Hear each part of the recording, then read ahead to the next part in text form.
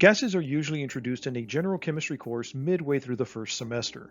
Liquids and solids, on the other hand, are typically introduced much later, usually in the second semester of general chemistry. This is because liquids and solids depend on intermolecular interactions. That's why liquid and solid phases exist, because those particles interact with each other. In gases, however, we can ignore these intermolecular interactions. This makes gases easier to study. Take water, for example. In the liquid and solid phases, water molecules are interacting via hydrogen bonding, which you can see here in the red broken lines. But let's say we increase the energy by increasing the temperature.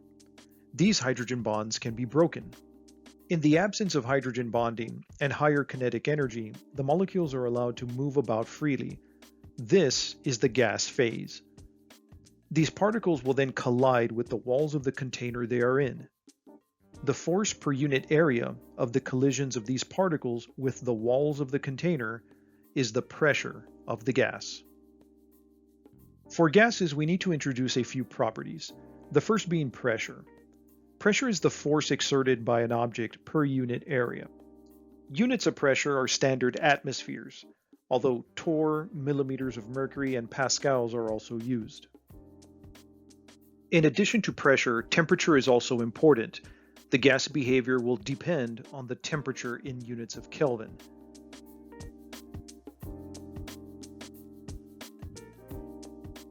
In 1787, Jacques-Charles found a linear relationship between volume and temperature of a gas.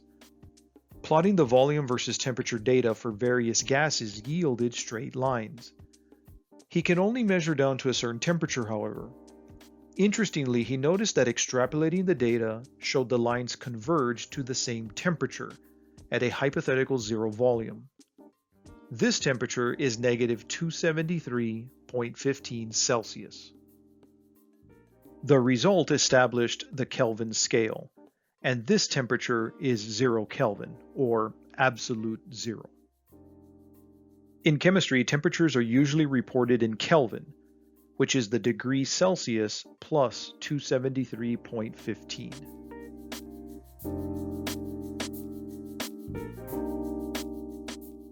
Gases also occupy the volume of the container they are in. And of course, the amount of gas is important. Here we'll be using moles to report the amount of gas present.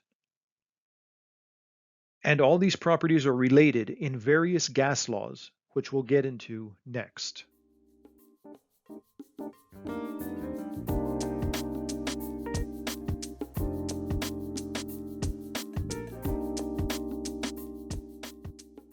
In 1662, Robert Boyle discovers the first gas law. It is the relationship between pressure and volume.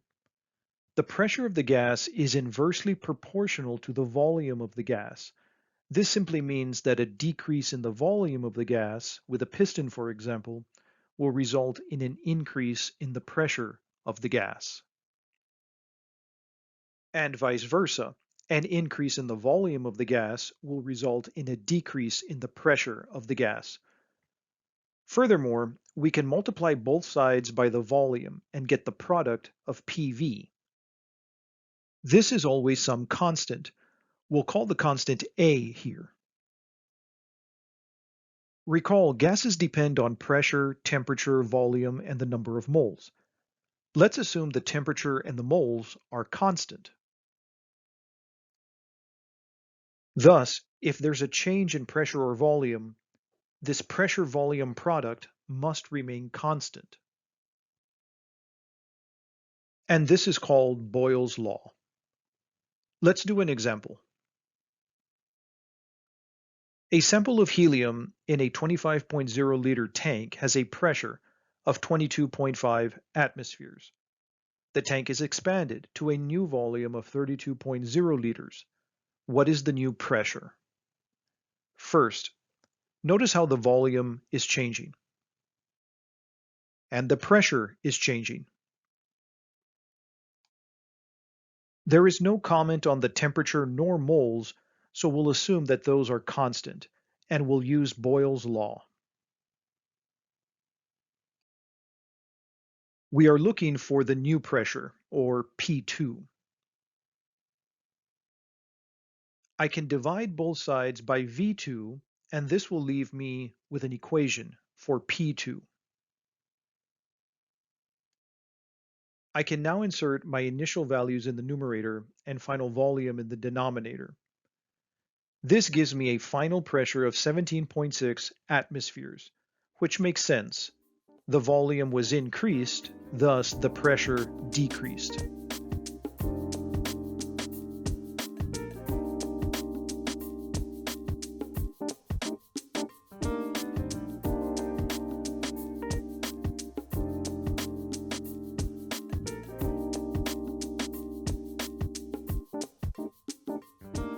In 1787, Jacques Charles observes the relationship between volume and temperature of a gas. The volume of a gas is directly proportional to the temperature of the gas. This simply means that an increase in the temperature of the gas will result in an increase in the volume of the gas. And vice versa. A decrease in the temperature of the gas will result in a decrease in the volume of that gas. Furthermore, we can divide both sides by the temperature and get the ratio of volume over temperature. This will always yield some constant. We'll call that constant B here. Recall, gases depend on pressure, temperature, volume, and the number of moles present. Let's assume the pressure and the moles are constant. This ratio must always be constant. Thus, if there's a change in the volume or temperature, the product must remain constant. This is called Charles's law. Also of note, the law is true for temperature in Kelvin. In this example, a 3.0 liter sealed balloon at 23.0 degrees Celsius is cooled to 5.0 degrees Celsius. What is the new volume of the balloon? The first thing I'll notice is that I'll have to convert the temperatures. I'll first convert the temperatures to Kelvin by adding 273.15 to each Celsius temperature. The initial volume is given in the problem, and I'm looking for the final volume. Pressure and moles are not mentioned, so I'll assume that they are constant, and I'll use Charles's law.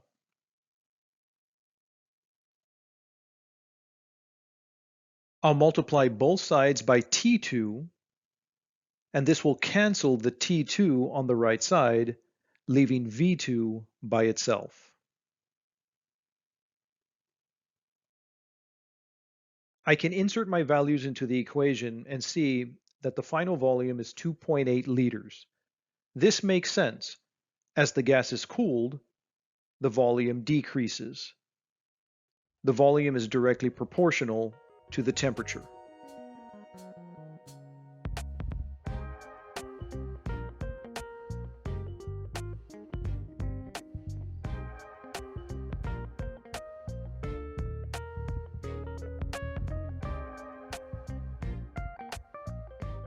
In 1811, Avogadro observed the relationship between volume and moles of a gas. The volume of a gas is directly proportional to the amount of gas in terms of moles. This simply means that an increase in the moles of a gas will result in an increase in the volume of that gas. And vice versa. A decrease in the moles of a gas will result in a decrease in the volume of that gas. Furthermore, we can divide both sides by moles and get the ratio of volume over moles. This ratio always equals some constant. We'll call that constant D here. Recall, gases depend on pressure, temperature, volume, and moles of a gas. Let's assume the pressure and the temperature are constant. This ratio must always equal a constant. Thus, if there's a change in the volume or moles, the product must remain constant. This is called Avogadro's law. Let's do an example. A 24.0 liter tire contains 0.90 moles of nitrogen. Nitrogen is added, and the final amount is 1.15 moles.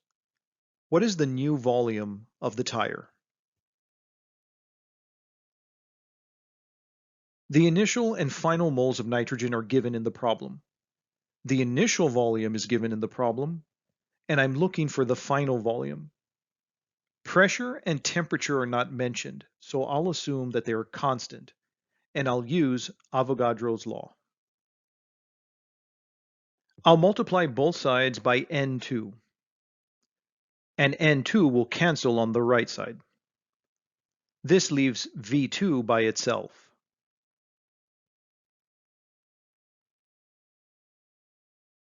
I can insert the initial volume times the final moles divided by the initial moles.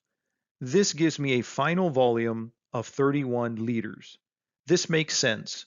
More moles of gas are added, thus the volume increases. Volume is directly proportional to the moles of the gas.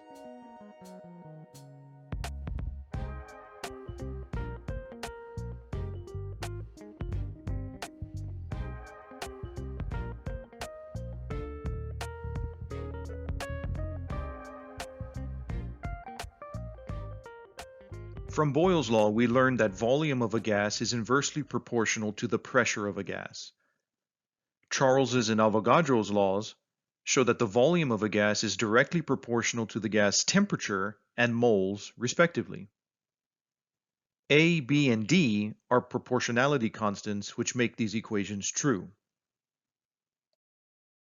But let's say we combine these equations, then insert a proportionality constant. We can then multiply both sides by the pressure, so we don't have the term in the denominator.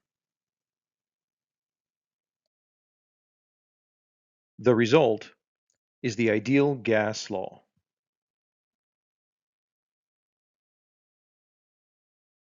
Where R is the ideal gas law constant, which is equal to 0.08206 in units of liters times atmospheres per Kelvin times mole.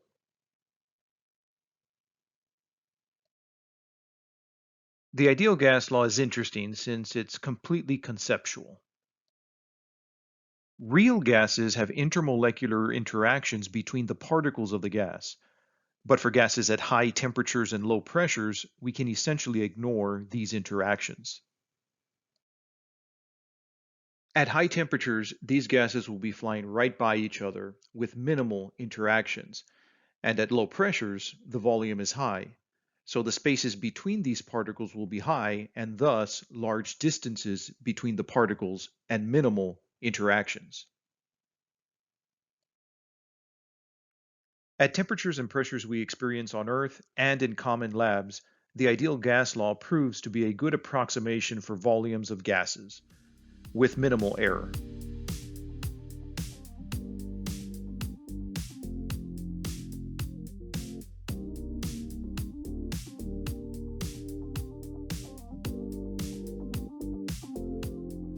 There are 0.750 moles of helium in a balloon at 23.0 degrees Celsius and 1.05 atmospheres of pressure. What is the volume of the balloon? First, let's recognize there's no change in the conditions. We only need to find the volume at one point in time. Therefore, I'll use the ideal gas law.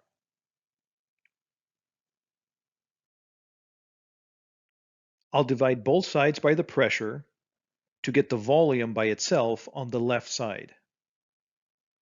I'll insert the moles, temperature converted into Kelvin,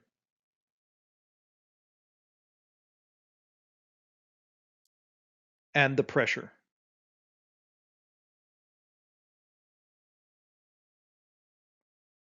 R is the gas law constant.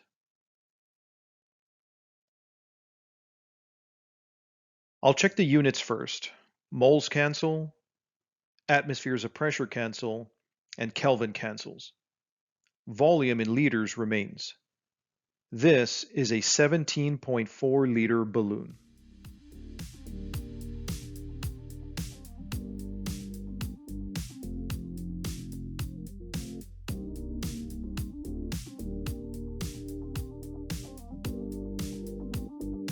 A 25.0 liter gas cylinder contains an ideal gas at 19.0 degrees Celsius with a pressure of 9.25 atmospheres.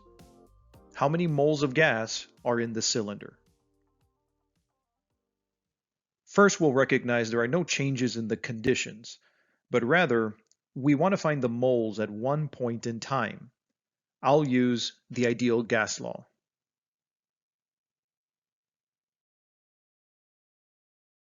I'll divide both sides by the gas law constant and temperature to get the moles by itself on the right side. N, the number of moles, is equal to the pressure times the volume divided by the gas constant times the temperature in Kelvin.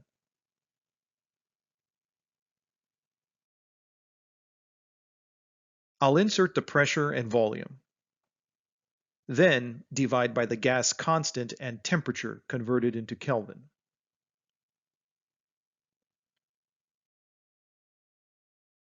Checking the units, atmospheres cancel, volume cancels, and temperature cancels. Moles in the denominator of a denominator will go to the numerator, and 9.64 moles of gas are present in the cylinder.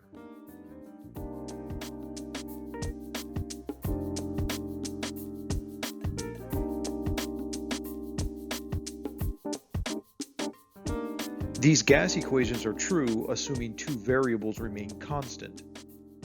But what if three variables change? For that, let's return to the ideal gas law. Recall that R is the proportionality constant. Let's say we divide both sides by Nt, the moles and the temperature. With Nt canceling on the right, the ideal gas law constant will equal PV over Nt. As you can imagine, if these variables change, the ratio of PV over Nt must still equal R.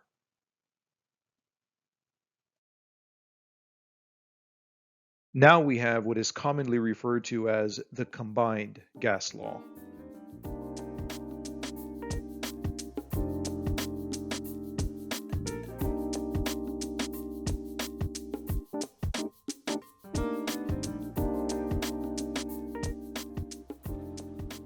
Here's an interesting question that appears in nearly all general chemistry textbooks.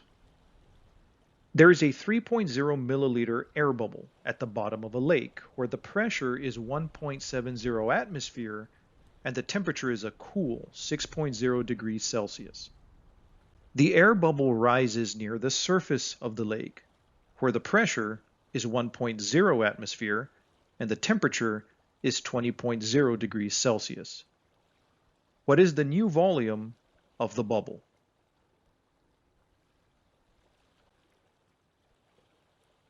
Let's recognize first that there are changes in three conditions: the pressure, the temperature, and the volume.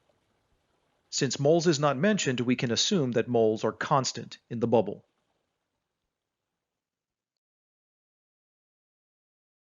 I'll use the combined gas law. Let's get some data first. The initial and final pressures are given in the problem. The initial and final temperatures are given in the problem. I'll have to convert these to Kelvin by adding 273.15.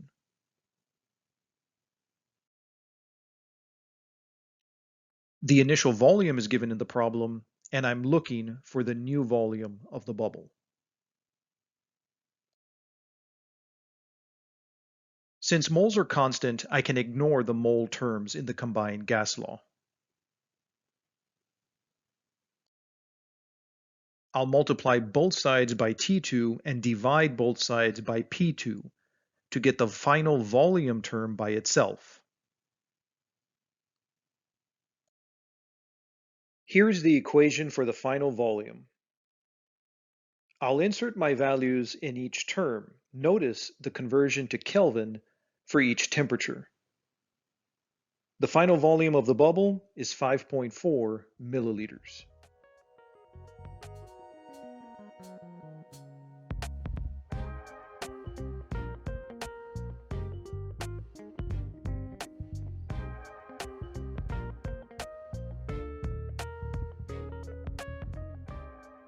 When dealing with ideal gases and assuming ideal behavior, it is useful to have a standard set of conditions. STP refers to standard temperature and pressure, where the standard temperature is 0 Celsius or 273.15 Kelvin, and the standard pressure is 1 atmosphere. Let's use the ideal gas law to solve for the volume of 1 mole of ideal gas at STP. Interestingly, we see that 1 mole of ideal gas at STP is equal to 22.4 liters of volume.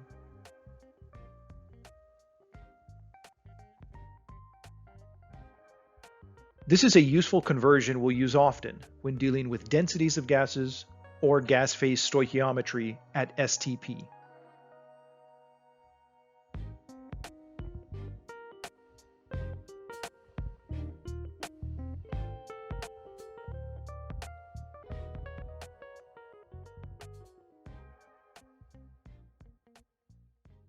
When we introduce the ideal gas law, we notice that this equation is a good approximation for any gas behaving ideally. That is to say, at high temperatures and low pressures.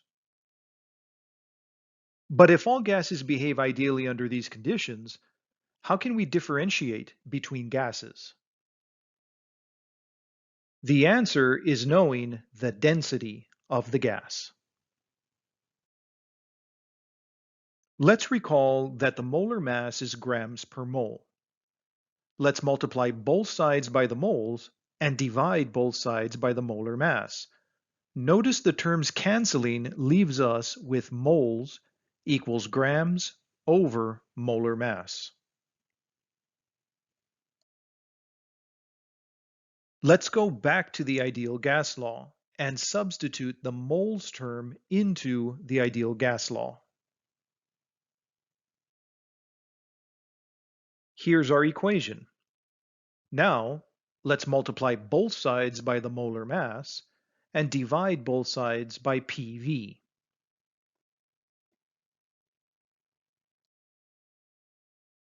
Here is the final equation. Notice that the mass in grams over the volume in liters is the density of the gas. We can rewrite this equation in terms of the density. So here it is.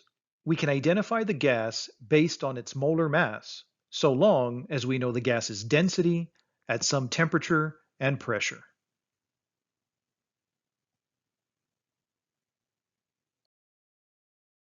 So here it is. We can identify the gas based on its molar mass, so long as we know the gas's density at some temperature and pressure.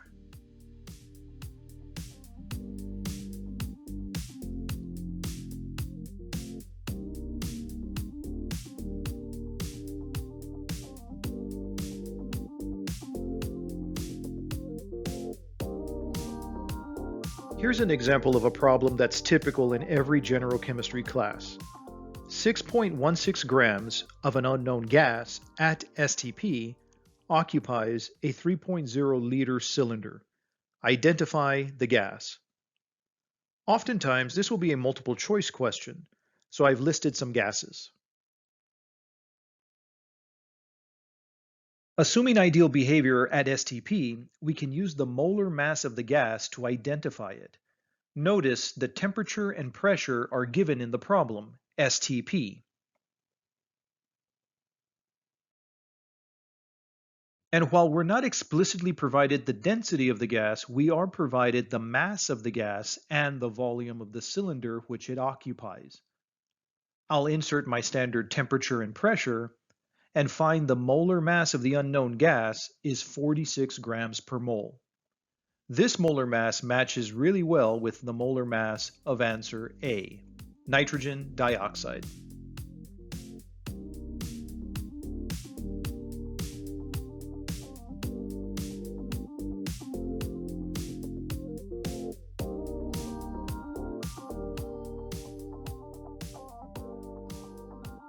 An unknown homonuclear diatomic gas, X2, at 25 degrees Celsius and 1.5 atmospheres is found to have a density of 1.96 grams per liter. Identify the gas. First, homonuclear diatomic means that there are two atoms of the same element that make up the diatomic gas. Since the density is provided, I can use the molar mass equation for this gas. Next, we can assume ideal behavior at temperatures of 25 Celsius, which I can convert to Kelvin, and a pressure of 1.5 atmospheres. Inserting my values gives a molar mass of 32 grams per mole to two significant figures.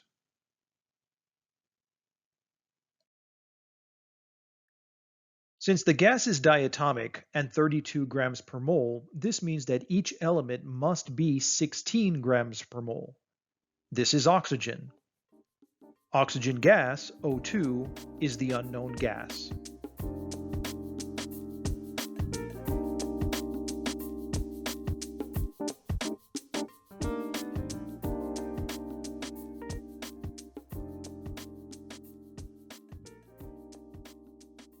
Consider the reaction of potassium chlorate decomposing to yield potassium chloride and oxygen gas. How many liters of oxygen can be produced from 4.80 grams of potassium chlorate if the reaction is carried out at standard conditions, or STP? This is a stoichiometry problem because the question is asking to find the relationship between species in the balanced equation. We want to find the liters of gas produced from a reactant. The goal is to convert potassium chlorate to oxygen gas using the mole-to-mole ratio. Also, we are told that the reaction occurs at standard conditions, or STP. At STP, we can use 1 mole equals 22.4 liters to convert moles of gas to liters of gas. First, I'll convert the mass of potassium chlorate to moles of potassium chlorate using the molar mass. Next, I'll convert the moles of potassium chlorate to the moles of oxygen gas using the mole ratio from the balanced equation. Finally, I'll take advantage of the STP conditions and use the ratio 22.4 liters per mole of ideal gas to convert the moles of oxygen to liters of oxygen gas. There are 1.32 liters of oxygen gas produced.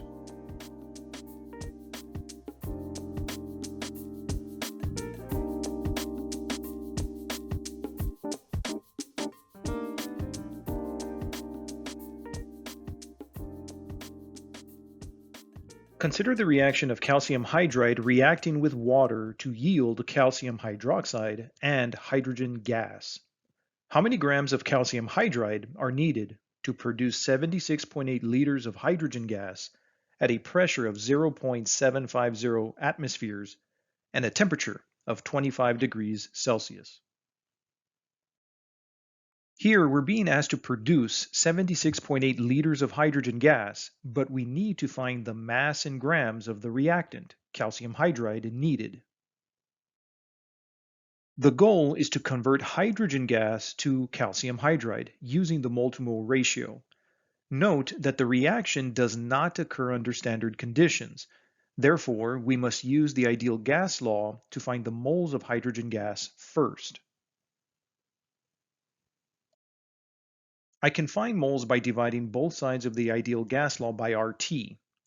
Notice the only conversion is the temperature conversion, which has been converted to Kelvin here.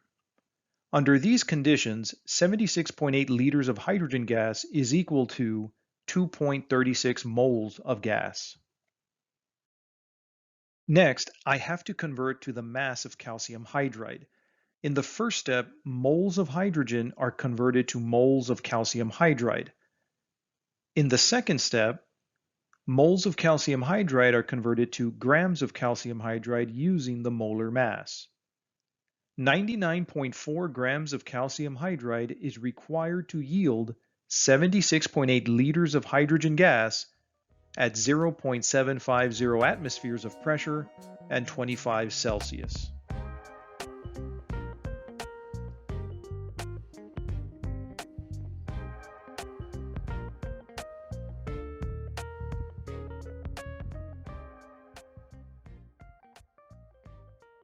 Think of a container with a mixture of gases. Dalton's law of partial pressures states that the total pressure is the sum of the individual pressures of each gas. P1, P2, P3, etc. represent the pressures of each gas in the mixture. These are called partial pressures. Recall that according to the ideal gas law, pressure is nRT over V.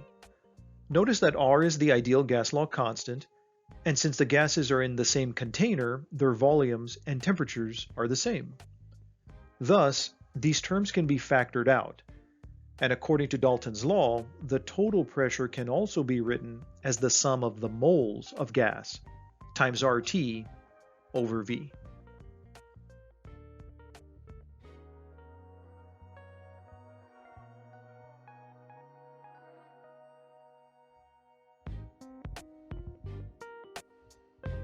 Here's an example of using Dalton's law of partial pressures.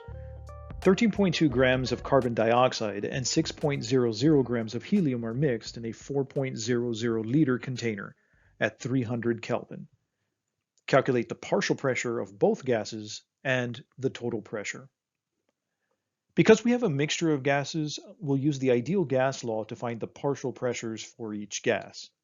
Then use Dalton's law of partial pressures to find the total pressure by simply summing the partial pressures. First, I'll convert the masses to moles using the molar mass for each gas. Next, I can use the ideal gas law to find the partial pressures. Note, the only term that's different is the moles of each gas. Now, I can sum the partial pressures to find the total pressure. The total pressure is 11.08 atmospheres. But note, the total pressure could also have been solved by summing the moles of the ideal gases. I could have used the total moles and reached the same total pressure to 3 significant figures.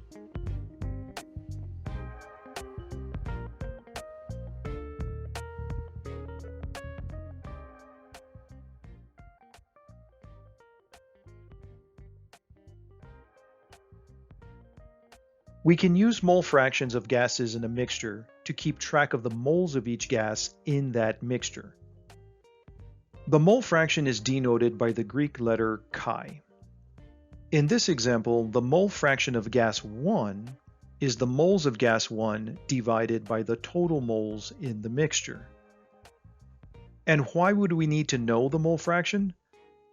The mole fraction can be used to find the partial pressure of a gas in a mixture. Here, the partial pressure of a gas is the mole fraction times the total pressure of the mixture.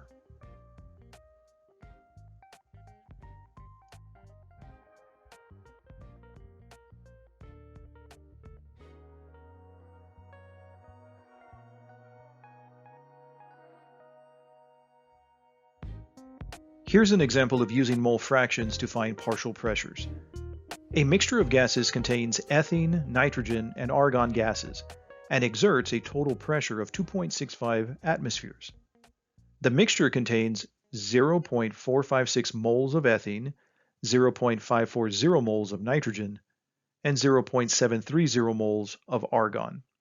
What is the partial pressure of each gas? Notice that no volume or temperature conditions are given. The total pressure and the moles of each gas are given. We can find the mole fractions and multiply them by the total pressure to find the partial pressure of each gas. First, I find the mole fractions of each gas. I can do this by taking the moles of each gas and dividing by the total moles in the mixture.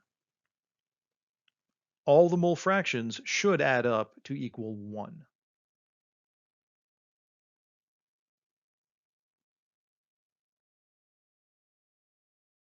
Then simply multiply the total pressure and each mole fraction to get the partial pressures of each gas.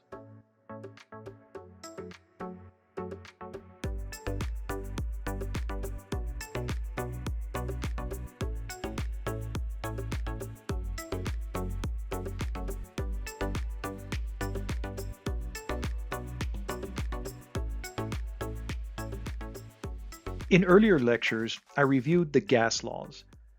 I explained that these gas laws or gas equations work nicely to explain and predict gas behavior mathematically. But these equations only give us a quantitative view of gas behavior. What these gas laws don't tell us is why. Why do these gases behave the way they do? What is an ideal gas? And what is ideal behavior? For this, we have what Atkins and De Paula call one of the most remarkable and arguably most beautiful models in physical chemistry. For from a set of slender assumptions, powerful quantitative conclusions can be deduced.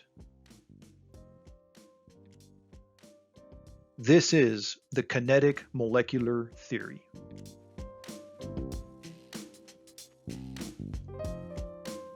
Let's start with a visualization of solids, liquids, and gases. First, solids have particles in closed, fixed positions. And when solids melt into liquids, these particles have more positions available to be in. Notice, in the liquid phase, these particles are more spread out, but still close to each other. But in the gas phase, these particles are allowed to occupy any position available, as per the rules of entropy or randomness. In fact, one can think of the gas phase as mostly empty space. Keep this in mind as we discuss kinetic molecular theory. Kinetic molecular theory states that the distances between particles is so great compared with the volume of the particles that we can essentially ignore the volume of the particles and ignore the interactions or forces between particles. This is important because this means we can treat the particles as individual entities, which is one of the reasons the gas laws work. Here are the first two postulates of the kinetic molecular theory. Since the gas phase is mostly empty space, we can treat particles as a point of mass and ignore the volume and assume the volume of each particle is negligible.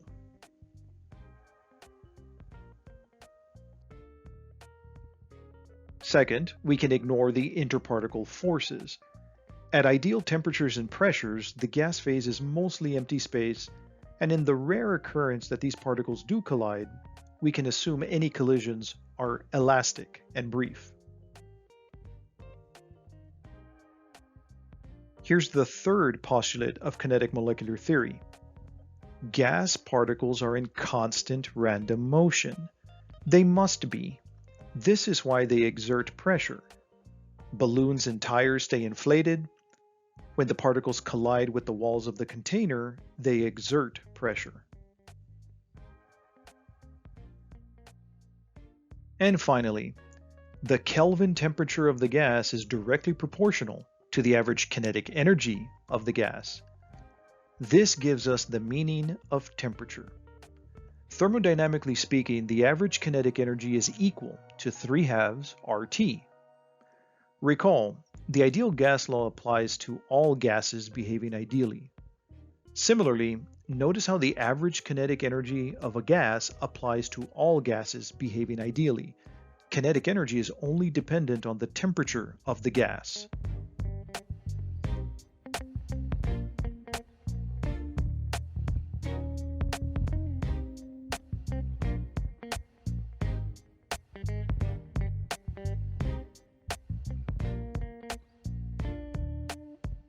One of the interesting postulates of the kinetic molecular model is that it gives us the meaning of temperature. In thermodynamics, the kinetic energy of a collection of gas particles is equal to 3/2 RT. And you may be noticing something looks familiar. That's right. Recall the ideal gas law is PV equals nRT. If we set both sides of the equation equal to RT, we see that 2/3 kinetic energy is equal to PV over N. Let's discuss how we arrive to this elegant thermodynamic relationship. Consider a gas particle in a box. According to kinetic molecular theory, the gas particle is in constant motion, and from time to time it will collide with the wall of the container. And kinetic molecular theory assumes that these collisions are elastic. In other words, kinetic energy is conserved. More on this in a moment. Let's move our particle in a box over to the side and look at the pressure of a single gas particle. The pressure is the force per unit area. And from Newton's second law, force is mass times acceleration. And acceleration is the change in the velocity over the change in time. Let's focus on the change in velocity first. The particle is traveling with some initial velocity, then collides with the wall of the container. Since the collision is elastic, the final velocity is the same as the initial velocity, except with the opposite sign, since the particle is now traveling in the opposite direction. Thus, the change in the velocity is 2v. I'll insert 2v into the equation, and I'm using the absolute value, since the direction of the particle isn't important for this exercise. Now let's resolve the change in time. Kinetic molecular theory does something clever here to account for the change in time by multiplying the equation by the collisional frequency. This is how often the particle collides with the wall. The particle in the image is traveling with some velocity and will eventually collide with the wall of some length L. The collisional frequency is V over L. So let's multiply the collisional frequency and remove the change in time. Here's the updated equation. So far, we've considered one particle moving in one direction. But of course, it moves in 3 directions. So we'll assume the velocity term in the equation reflects all 3 directions. Now, we can look at the area term. This is relatively simple. The area would be one side of the box of length L squared. And of course, there are 6 sides of the box, so the area is equal to 6L squared. Let's insert this into the equation for area. 2 over 6 is 1/3, and the length terms multiply in the denominator to give length cubed.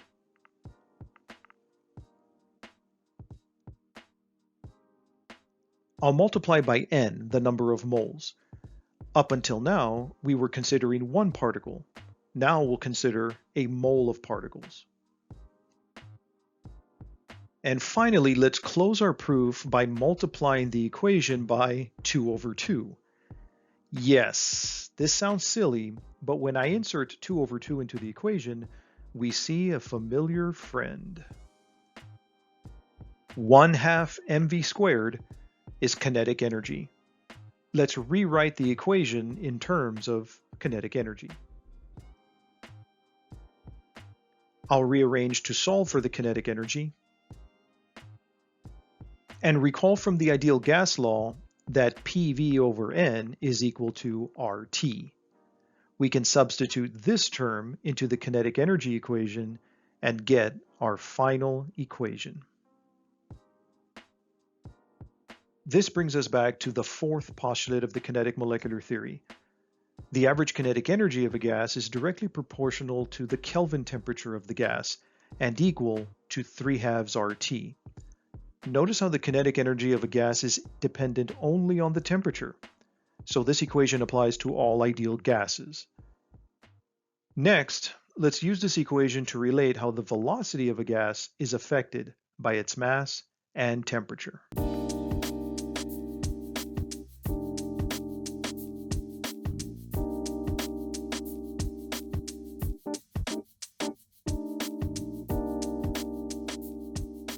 The fourth postulate of the kinetic molecular theory states that the average kinetic energy of a gas is equal to 3/2 RT, which we proved in our previous lecture.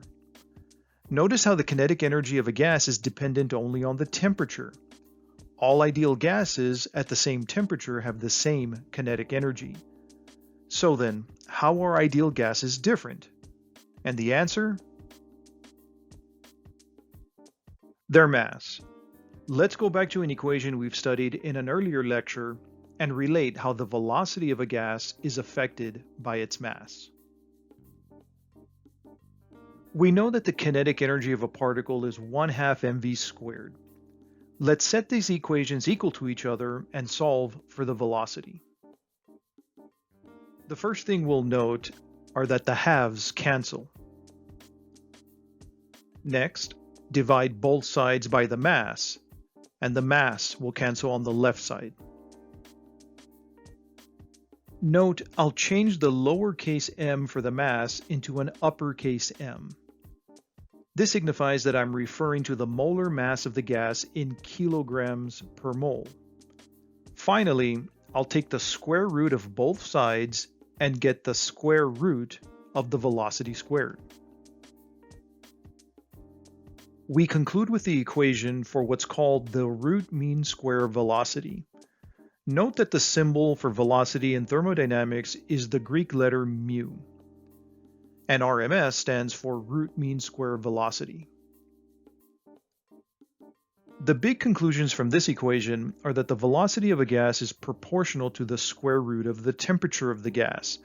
The higher the temperature of the gas, the higher its kinetic energy, and the higher its velocity. And the velocity is inversely proportional to the square root of the gas's molar mass. The heavier the mass of the gas, the slower its velocity. Now let's take a closer look at what exactly the root mean square velocity is. It's important to note that for a sample of gas particles, there's a distribution of velocities. Here is an example of a Maxwell-Boltzmann distribution of velocities, which plots the probability of a velocity versus the velocity. You can see that the peak is the highest probability velocity. But note, the distribution isn't symmetric. The average velocity is slightly to the right. And the root mean square velocity, mathematically, is even farther to the right of the average. The point being is that mathematically there are different ways to express an average velocity, and the root mean square is one of them. In the end, there is a less than 10% difference in the average velocity and the root mean square velocity. The most important point is understanding the general trends from the equation. For example, let's rank the following gases all at STP in order of smallest to highest velocities. Note, all of the gases are at STP. They have the same temperature, thus have the same kinetic energy. But their velocities are inversely dependent on their mass. The heavier the mass, the slower the velocity. Let's find the molar masses. Here are the molar masses for the gases. Chlorine is the heaviest, thus the slowest gas. Carbon dioxide has a lower molar mass than chlorine, thus slightly higher velocity. Next is oxygen, then neon. Finally, hydrogen gas, the lightest gas, has the highest velocity.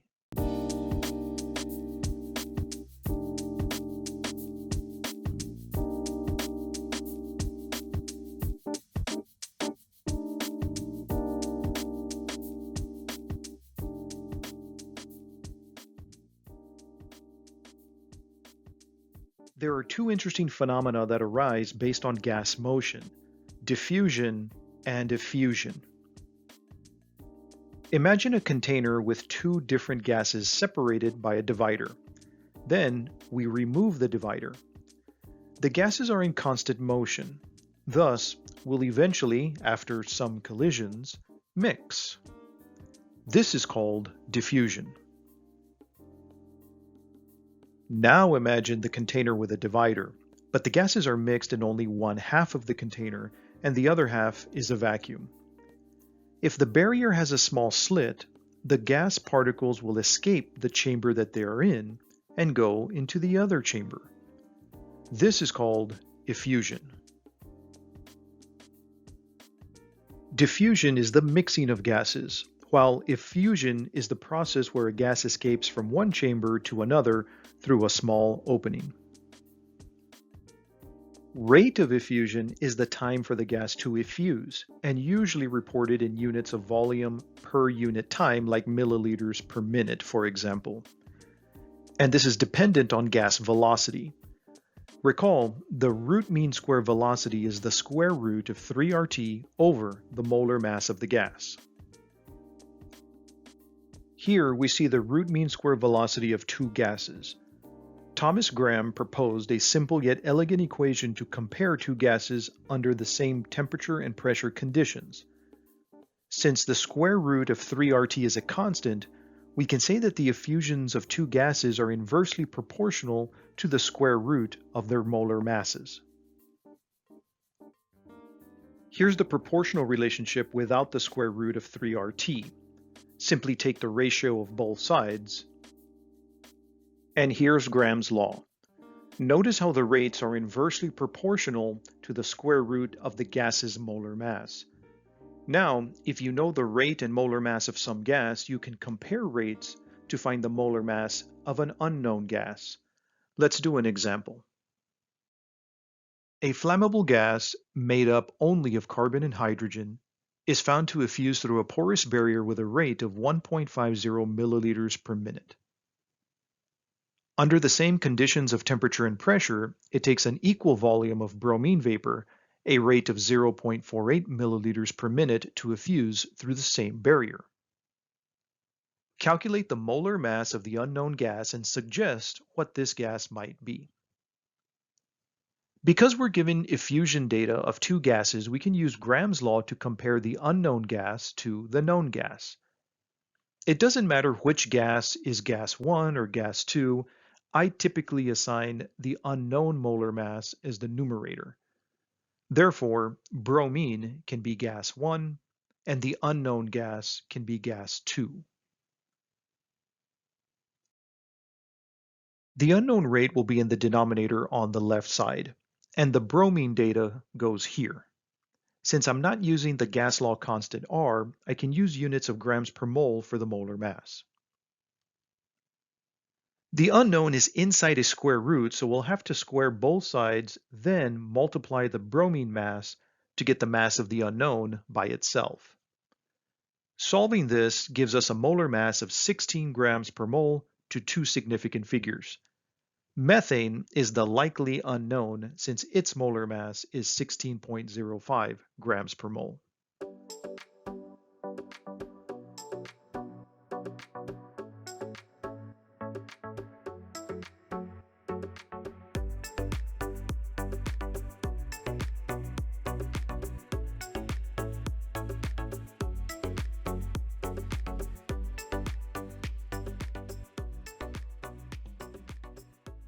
Recall, kinetic molecular theory states for ideal gases, that is, gases at high temperatures and low pressures, or large volumes, we can essentially ignore the volume of the particles and the interactions or forces between them. For gases like this, we can use the ideal gas law. But what if we increase the pressure by decreasing the volume? Now there is less space for the particles to be in. And at lower temperatures, the particles have less kinetic energy, thus less velocity. They're moving slower. Now we can't ignore the particle volumes and interparticle forces. These are commonly referred to as real gases or non-ideal gases. We'll have to account for these factors when calculating the gas pressure. While a few equations have been proposed, van der Waals equation is most commonly used in general chemistry. Van der Waals equation attempts to find the observed pressure of a real gas. Notice how the equation is built off the ideal gas law, but with two obvious corrections. The minus NB term is called the volume correction, and the minus A N over V squared term is called the pressure correction. Let's discuss these corrections. Since the gas is now restricted to a smaller volume, the volume must be corrected, and this is dependent on the size of the particles. The particles are taking up space too. Next, the force of the collisions are reduced because of the attractive interparticle forces. This includes collisions with the wall of the container, thus less pressure. There needs to be a pressure correction. Let's return to van der Waals equation. A and B are called van der Waals coefficients for the volume and pressure corrections, respectively. Here are some coefficients for a few gases. I've chosen helium, neon, xenon, and water for this exercise. Helium and neon are small noble gases with small polarizabilities, therefore exhibit weak interparticle interactions. Their coefficients are very small compared with xenon and water. Xenon is a very large atom compared to helium and neon, and thus more polarizable. Therefore, xenon atoms interact strongly with each other. Water is a very polar molecule, thus exhibits strong intermolecular interactions. The coefficients for xenon and water are much larger. Let's compare the pressures from the ideal gas equation to van der Waals equation, and I'll start with the ideal gas equation. Let's find the pressure for 1 mole of 1 liter of each gas at 273.15 K. Of course, the ideal gas law will give the same pressure for all the gases, 22.4 atmospheres. This would be the same pressure for all gases if they behaved ideally. Now let's use van der Waals equation to find the pressure for helium first. The equation may look busy, but try to keep the equation organized by completing the calculation in parts. Start by finding the volume correction, then finding the uncorrected pressure, then subtracting the pressure correction. Interesting for helium, the pressure observed from the van der Waals equation is 22.9 atmospheres. Notice the ideal gas law pressure closely resembles the observed pressure. The van der Waals pressure for neon is 22.6 atmospheres.